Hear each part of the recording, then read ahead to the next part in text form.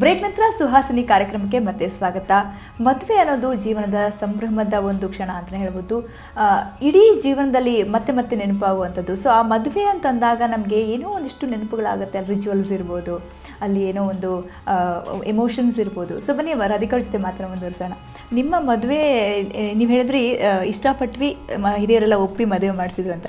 So ಹಾಗಾದರೆ ಸಂಪ್ರದಾಯಬದ್ಧವಾಗಿ ಮದುವೆ ಆಯಿತು. ಸೊ ರಿಚುವಲ್ಸ್ ಅಂತ ಅಂದಾಗ ನಿಮಗೆ ಅಲ್ಲಿ ಯಾವ್ದು ಇಷ್ಟ ಆಗುತ್ತೆ ತುಂಬ? ಅಲ್ಲಿ ಯಾವ ಥರ ಆಯ್ತು? ಯಾವ ಸಂಪ್ರದಾಯ ಪ್ರಕಾರ ಆಯಿತು? ಅವರು ಲಿಂಗಾಯತ್, ನಾನು ಬ್ರಾಹ್ಮಣ್. ಸೊ ಮದುವೆ ಸಂಪ್ರದಾಯ ಎಲ್ಲ ಲಿಂಗಾಯತ್ ಟೈಪಲ್ಲಿ ಆಯಿತು. ಅಲ್ಲಿ ನನಗೆ ಇಷ್ಟ ಆಗಿದ್ದು, ನಾನು ನೋಡದೆ ಇರೋದು ಆ ಗೌರಿನ ಇದರಲ್ಲಿ ಟರ್ಮರಿಕಲ್ಲಿ ಮಾಡಿದ್ದು, ಅದೆಲ್ಲ ತುಂಬ ಚೆನ್ನಾಗಿತ್ತು. ಆಮೇಲೆ ಇವರ ಅಜ್ಜಿ ಮತ್ತು ಮುತ್ತಜ್ಜಿ ಅವರು ಇದ್ದರು. ಸೊ ಎಲ್ಲ ದೊಡ್ಡವರು ಎಲ್ಲರೂ ಬಂದು ಇನ್ವಾಲ್ವ್ ಆಗಿ ತುಂಬ ಚೆನ್ನಾಗಿತ್ತು. ಆಮೇಲೆ ಎಲ್ಲರೂ ಬಂದು ಬ್ಲೆಸ್ ಮಾಡ್ತಾರೆ. ಒಂದು ತೆಂಗಿನಕಾಯಿ ಇಟ್ಕೊಂಡು ಅದ್ಮೇಲೆ ಹಾಲು ಹಾಕಿ ಅದೆಲ್ಲ. ಸೊ ಅದೆಲ್ಲ ಒಂದು ಹೊಸದು ನಮ್ಮ ಸಂಪ್ರದಾಯದಲ್ಲಿ ಇರಲಿಲ್ಲ. ಅದೆಲ್ಲ ಚೆನ್ನಾಗಿತ್ತು ಅಂತ ನನಗೆ ತುಂಬ ಚೆನ್ನಾಗಿ ಅನಿಸ್ತು. ಹಾಗಾದರೆ ಸಂಪ್ರದಾಯ ಅಂತಂದಾಗ ನೀವು ಹೇಳಿದಾಗೆ ಮದುವೆಯಲ್ಲಿ ಡಿಫ್ರೆಂಟ್ ಆಗಿರುತ್ತೆ. ಬಟ್ ಆ ಕ್ಷಣಕ್ಕೆ ನಾವು ಅದನ್ನ ಎಂಜಾಯ್ ಮಾಡ್ತೀವಿ. ಹೊಸದಿರುತ್ತೆ, ಏನೋ ಡಿಫ್ರೆಂಟಾಗಿ ನೋಡೋಣ. ನಿಮಗೆ ಅಲ್ಲಿ ನೀವು ಅದು ಹೇಳಿದ್ರೆ ತುಂಬ ಇಷ್ಟ ಆಯಿತು ಅಂತ ಏನಾದರೂ ನಿಮಗೆ ಮತ್ತೆ ಮದುವೆ ಅಂತಂದಾಗ ನಗು ಬರುವಂಥ ಸೀನ್ ಏನಾದರೂ ಆಯ್ತಾ? ಅವಾಗ ಏನಾದರೂ ಪ್ರಸಂಗ ನಡೀತಾ?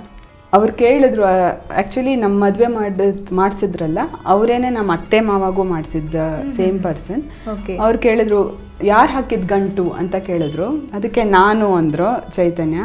ತಿರ್ಗಾ ಯಾರು ಹಾಕಿದ್ದು ಅಂದರು. ಆಮೇಲೆ ಭಗವಂತ ಅಂದ್ರು. ಸರಿ ಒಳ್ಳೇದು ಅಂತ.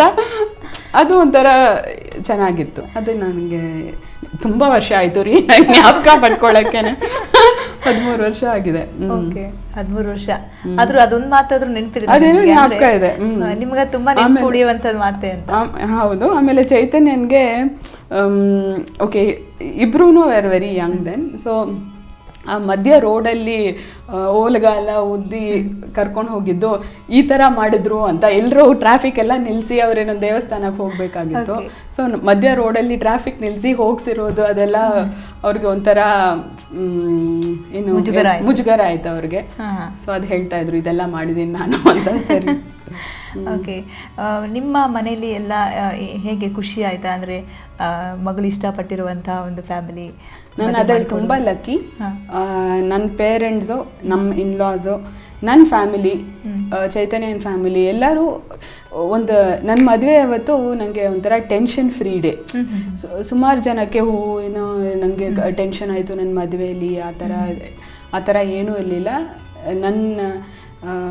ನನಗೆ ತುಂಬಾ ದಟ್ ವೇ ಏನಪ್ಪ ಇಷ್ಟೆಲ್ಲ ಕಷ್ಟಪಡ್ತಾರಲ್ಲ. ಯಾಕಂದರೆ ನನಗೆ ಇಷ್ಟ ಅಂತ ಅಂದರು ನಮ್ಮ ಅಪ್ಪ ಅಮ್ಮಗೆ. ಚೈತನ್ಯನೂ ಅವ್ರಿಗೆ ಅಪ್ಪ ಅಮ್ಮಗೆ ಹೇಳಿ ನಾವು ಚಿಕ್ಕ ವಯಸ್ಸಿಂದ ನೋಡಿದ್ವಲ್ಲ. ಸೊ ಓಕೆ, ಇವರಿಬ್ರು ಓಕೆ, ಏನು ಅವ್ರಿಗೂ ನನ್ನ ಬಗ್ಗೆ ಓಕೆ ಅಂತ ಅನ್ಸಿರ್ಬೋದು.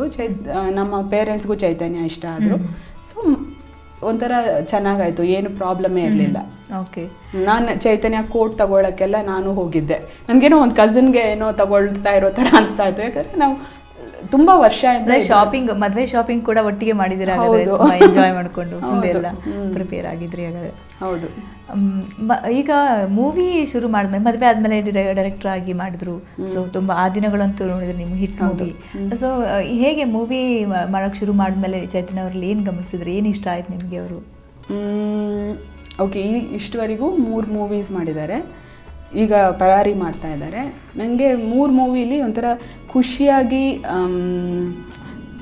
ಒಂಥರ ಪೀಸ್ಫುಲ್ಲಾಗಿ ಮಾಡ್ತಾ ಇರೋದು ಪರಾರಿ ಅಂತ ಅನಿಸ್ತಾ ಇದೆ. ಸೊ ಆ ದಿನಗಳು ಒಂಥರ ತುಂಬ ಇಂಟೆನ್ಸ್. ಅವ್ರದ್ದು ಏನಂದರೆ ಏನು ಕೆಲಸ ಮಾಡಿದ್ರೇನು ತುಂಬ ಇಂಟೆನ್ಸ್ ಆಗಿ ಮಾಡ್ತಾರೆ. ಒಂಥರ ಬೆಳಗ್ಗೆ ರಾತ್ರಿ ಆ ಥರ ಎಲ್ಲ ಏನಿಲ್ಲ. ಆಮೇಲೆ ಏನು ಊಟ ಕರೆಕ್ಟಾಗಿ ಇದೇ ಇಲ್ಲ, ಅದು ಒಂದೇ ಫೋಕಸ್. ಸೊ ಆ ಥರ ನಾನು ಬೇರೆ ಯಾರೂ ನೋಡಿಲ್ಲ. ಸೊ ನನಗೆ ಅದು ತುಂಬ ಒಳ್ಳೆ ಕ್ಯಾರೆಕ್ಟರಿಸ್ಟಿಕ್ ಅಂತ ಅನಿಸುತ್ತೆ. ಆಮೇಲೆ ಏನೋ ಇದಾಗಬೇಕು, ಇವಾಗ ಏನೋ ಒಂದು ನಾನು ಕೆಲ್ಸಕ್ಕೆ ಮಾಡ್ತೀನಿ, ಇದು ಬಂದರೆ ನನಗೆ ಇದು ಬರುತ್ತೆ, ಇಷ್ಟು ದುಡ್ಡು ಬರುತ್ತೆ, ಈ ಪ್ರಮೋಷನ್ ಬರುತ್ತೆ, ಅದು ಪ್ಲಾನಿಂಗ್ ಇರುತ್ತೆ ಏನು ಆ ಥರ ಎಲ್ಲ ಒಂದು ಎಕ್ಸ್ಪೆಕ್ಟೇಷನ್ ಇಲ್ಲದೆ ಬರೀ ಆ ಕೆಲಸ ಬಗ್ಗೆ ಯೋಚನೆ ಮಾಡ್ಕೊಂಡು ಮಾಡ್ತಾರೆ ಚೈತನ್ಯ. ಅದು ಹೆಂಗೆ ಅಂತಲೇ ನಂಗೆ ಗೊತ್ತಾಗಲ್ಲ. ಒಂದು ತುಂಬ ಓನ್ಲಿ ತುಂಬ ಪ್ಯಾಷನೇಟಾಗಿ ಕೆಲಸ ಮಾಡ್ತಾರೆ. ಅದು ಒಂಚೂರು ಎಕ್ಸ್ಟ್ರೀಮ್, ಬಟ್ ಅವ್ರದ್ದು that is his method. Okay, ನಿಮಗೆ ಅವರ ಮೂರು ಮೂವಿಗಳಲ್ಲಿ ಯಾವ್ದು ಮೂವಿ ಅಂದರೆ ಈ ಒಂದು ಪರಾರಿ ಬಿಟ್ಟರೆ ಅವೆರಡು ಮೂವಿಲಿ ಯಾವ್ದು ಇಷ್ಟ ಆಯಿತು? ಆ ದಿನಗಳು ಇಷ್ಟ ಆಯಿತು ನನಗೆ. ಅದು ಒಂಥರ one of the best movies I have seen ಅಂತ ಅನಿಸ್ತು. ಅಲ್ಲಿ ಕ್ಯಾರೆಕ್ಟರ್ಸ್ ಎಲ್ಲ ಒಂಥರ ಮನಸ್ಸಲ್ಲಿ ನಿಂತಿದೆ ಈಗಲೂ. ನನಗೆ ಕೆಲವರು ಕ್ಯಾರೆಕ್ಟರ್ಸ್, ಆ ಮೂವಿ ಕೂಡ ಸಾಂಗ್ಸ್ ಇರ್ಬೋದು ಎಲ್ಲ ತುಂಬ ಒಂಥರ ಲೈವ್ಲಿ ಆಗಿದೆ ಅಂತ ಅನ್ಸುತ್ತೆ ನೋಡಿದಾಗೆಲ್ಲ. ಹೌದು, ಆ್ಯಂಡ್ ಅದು ಒಂಥರ ಮನಸ್ಸಲ್ಲಿ ನಿಂತಿದೆ. ಈಗ ಪರಾರಿ ನೋಡಬೇಕು. ಸೊ ಅದು ಒಂಥರ ಖುಷಿಯಾಗಿ ಮಾಡ್ತಾ ಇದ್ದಾರೆ. So and I hope it does very well on in the box office. Okay madam, ಜೊತೆ ಮಾತಾಡ್ತೀನಿ. ಸೊ ವೀಕ್ಷಕರೇ, ರಾಧಿಕಾ ಮಕರಂ ಜೊತೆ ಇದ್ದಾರೆ, ಚೈತನ್ಯ ಅವರ ಧರ್ಮಪತ್ನಿಯವರು. ಸೊ ಮದುವೆ ಅಂತಂದಾಗ ಸಾಮಾನ್ಯವಾಗಿ ಅಲ್ಲಿ ಸಾಕಷ್ಟು ವಿಷಯಗಳು ಬರುತ್ತೆ. ಬರೀ ಅಲ್ಲಿ ಮದುವೆ ಆಯಿತಾ, ಅಲ್ಲ ಅದರ ನಂತರ ಜೀವನ ಹೇಗಿರುತ್ತೆ, ನಂತರ ಸಂಗಾತಿ ನಮ್ಗೆ ಎಷ್ಟು ಸಪೋರ್ಟಿವ್ ಆಗಿರ್ತಾರೆ, ನಾವು ಅವರಿಗೆ ಎಷ್ಟು ಸಪೋರ್ಟಿವ್ ಆಗಿರ್ತೀವಿ ಅಂತ ತುಂಬಾ ಖುಷಿ ಆಗುತ್ತೆ. ಇಬ್ಬರು ಕೂಡ ಫ್ರೆಂಡ್ಸ್ ಥರ ಇದ್ದಾರೆ. ಈಗ ರಾಧಿಕಾ ಅವ್ರು ನೋಡಿದರೆ, ಚೈತನ್ಯ ಅವ್ರು ನೋಡಿದರೆ. ಸೊ ಅವ್ರ ಜೊತೆ ಮತ್ತಷ್ಟು ಮಾತಾಡೋಣ ವೀಕ್ಷಕರೇ, ಚಿಕ್ಕ ಬ್ರೇಕ್ನ ನಂತರ.